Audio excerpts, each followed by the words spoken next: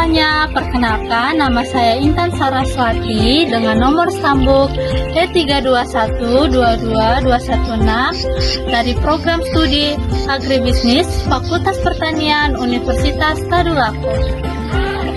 Jadi kita akan masuk ke materi tentang macam-macam organisasi dalam perusahaan agribisnis. Agar suatu perusahaan dapat berjalan sesuai dengan tujuannya, diperlukan fungsi manajemen. Fungsi-fungsi manajemen terdiri dari perencanaan atau yang disebut juga dengan planning, pengorganisasian atau yang disebut juga dengan organizing, penggerakan atau yang disebut juga dengan actuating, serta yang terakhir yaitu pengawasan atau yang disebut juga dengan controlling.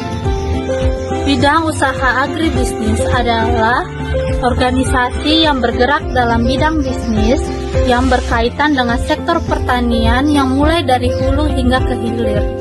Ada beberapa badan usaha, diantaranya yang pertama yaitu perusahaan perseorangan, yang kedua firman, yang ketiga yayasan, keempat koperasi, yang kelima BUMN atau badan usaha milik negara, yang keenam BUMD atau badan usaha milik daerah, dan yang terakhir BUMS atau badan usaha milik swasta.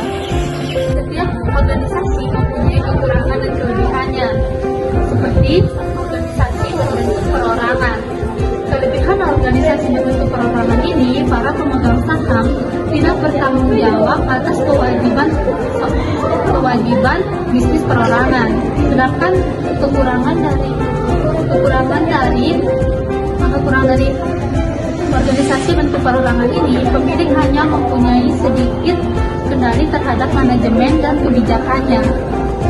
Yang kedua yaitu organisasi bentuk perseroan.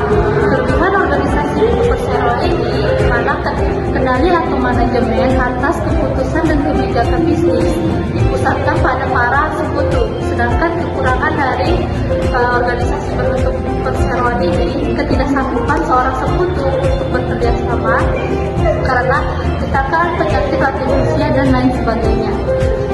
Dan yang terakhir, yang ketiga yaitu organisasi berbentuk persekutuan. Organisasi berbentuk persekutuan ini mempunyai keuntungan di mana perusahaan perorangan tidak membayar pajak penghasilan sebagai bisnis tersendiri. Sedangkan kekurangannya terbatasnya jumlah modal yang biasanya dapat disediakan seseorang. Itulah materi mengenai macam-macam organisasi dalam perusahaan agribisnis.